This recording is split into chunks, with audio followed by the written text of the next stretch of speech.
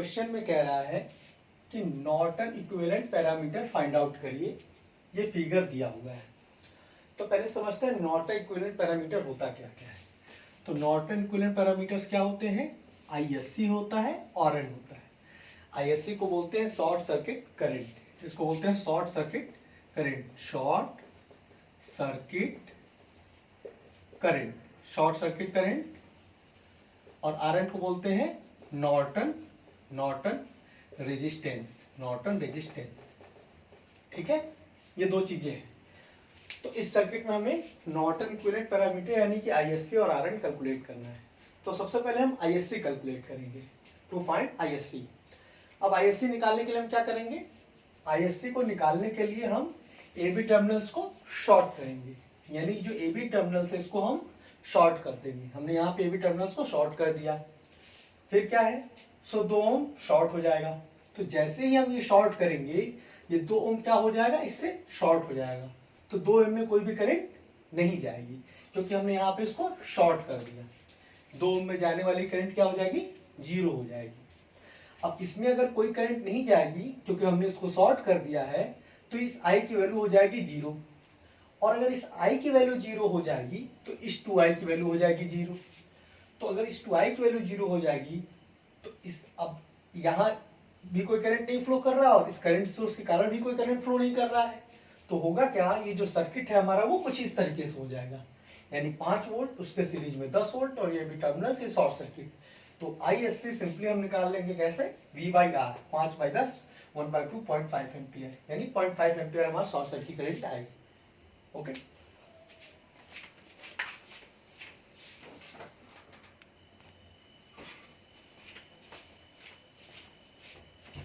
अब हमें निकालना है क्या? आरएन निकालना है। हम आईएससी निकाल चुके हैं। तो आरएन निकालने के लिए हम क्या करेंगे? सबसे पहले 5 वोल्टेज को शॉर्ट कर देंगे, यानी जो 5 वोल्ट है उसको शॉर्ट कर देंगे। क्यों? क्योंकि हमको पता है कि आरएन निकालना हो चाहे आरटीएस निकालना हो, नॉर्टन रेजिस्टेंस निकालना हो चाहे थेवेनिन रेजिस्टेंस निकालना हो, दोनों की वैल्यू एक होती है। और दोनों को ही निकालने के लिए जो भी सोर्स होता है उसको उसके इंटरनल रेजिस्टेंस से रिप्लेस कर सकते हैं। अगर वोल्टेज सोर्स है तो उसको उसके इंटरनल रेजिस्टेंस से, यानी कि 5 ओम है तो उसको चाहे तो 5 ओम की जगह सिर्फ 10 ओम लिख दीजिए, या अगर इस 5 ओम को, इस 5 वोल्ट को हम आइडियल वोल्टेज सोर्स मानते हैं तो इसको हम शॉर्ट कर देंगे। करंट सोर्स होता तो उसको ओपन कर देते। Ideal voltage source short circuit, ideal current source open circuit. तो सबसे पहले इस फिगर में मैंने इसको शॉर्ट कर दिया।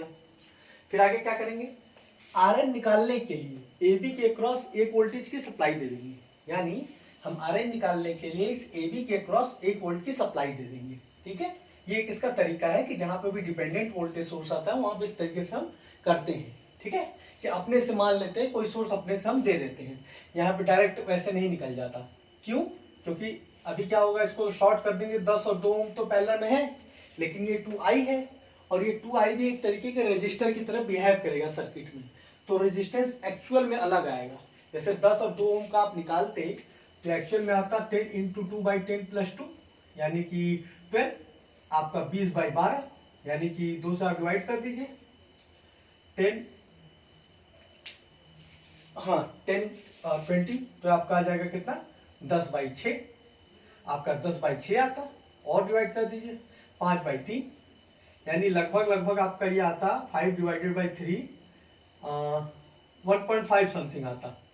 ठीक है, जो कि एक्चुअल वैल्यू इतनी नहीं आएगी। एक्चुअल वैल्यू क्या आएगी? वो अलग आएगी। तो उसके लिए हम क्या करेंगे? जब भी डिपेंडेंट सोर्स आएगा तो अलग से हम वोल्टेज सोर्स अप्लाई कर देंगे। ठीक है, यही वोल्टेज सोर्स होता तो अलग से करंट सोर्स लगा देते। तो ऐसे हम निकालेंगे। तो हमने क्या किया? 1 वोल्टेज सोर्स लगा दिया। अब उसके कारण करंट आई हम निकाल लेंगे। 1 वोल्टेज सोर्स के कारण जो करंट आई होगा, तो करंट हो गया, वोल्टेज हो गया, इनका जो रेशियो होगा यानी आरएन, वो V/I यानी 1/I हो जाएगा। इस तरीके से हम रेजिस्टेंस निकाल लेंगे। तो हमने अच्छा, यहाँ पे हमने 1/I इसलिए लिखा है क्योंकि V को 1 वोल्ट माना है। तो सबसे पहले क्या होगा? हमने इसको रिप्लेस कर लिया, तो सारे पैरेलल में लगे हैं, तो सबके क्रॉस यही 1 वोल्ट अप्लाई होगा, यही 1 वोल्ट इसके क्रॉस भी अप्लाई होगा। तो जब ये 1 वोल्ट इसके क्रॉस अप्लाई होगा तो इसमें जो फ्लो करने वाली करंट होगी I = V/R। V 1 वोल्ट है, रेजिस्टेंस 10 है, तो करंट 1/10 हो जाएगी। इसमें जो करंट जाने वाली है इसके कारण इधर नीचे की ओर आएगी, वो 1/2 हो जाएगी, यानी 1V/R 1/2। लेकिन हमको ये करंट चाहिए तो I की वैल्यू कितनी हो जाएगी, -1/2। अब KCL लगा दें, चाहे किसी भी नोड पे, सारे नोड सेम है। तो देखते हैं, ये जंक्शन से दूर, ये जंक्शन के पास, I जंक्शन के पास, 2I जंक्शन के पास, I जंक्शन के पास, ये तीनों जंक्शन के पास आ रही हैं। तो I + 2I, I + 2I + I, तीनों जंक्शन के पास आ रही है, ये जंक्शन से दूर जा रही है, इक्वल टू 1/10। यहाँ से हमने सॉल्व किया, इक्वेशन आ गया I + 3I = 1/10, I = 1/10 - 3I, 1/10 - 3 into I की वैल्यू हमारी कितनी है, -1/2, -1/2 रख दिया, ये सॉल्व किया, 16/10 आया। Rn = हमने पहले भी बताया कि 1/I करेंगे, तो Rn = 1/I किया, 1/16/10, 10/16, 1/1.6, तो Rn = 1/1.6 हो जाएगा। तो इस तरीके से करेंगे।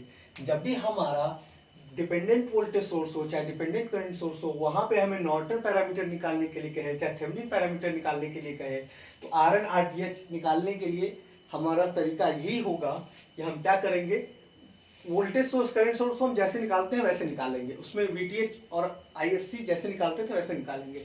Rn निकालने के लिए अगर करंट के यहाँ पे करंट के लिए पूछा है तो हम क्या करेंगे, नॉर्टन के लिए पूछा है तो हमने यहाँ पे अगर करंट सोर्स दिया हुआ था तो हम वोल्टेज के लिए लगा देंगे, और वोल्टेज सोर्स दिया होता है जैसे पैरेलल में दिया है ना, तो हम इसके लिए क्या कर देंगे, वोल्टेज सोर्स लगा देंगे। ये सीरीज में दिया होता तो हम क्या करते, यहाँ पे करंट सोर्स लगा देते। ठीक है, तो इस तरीके से वहां पे V/I होता, यानी वहां वोल्टेज पता होता, करंट हम 1 मान लेते। तो इस तरीके से हम करके उसको निकाल लेंगे। ओके।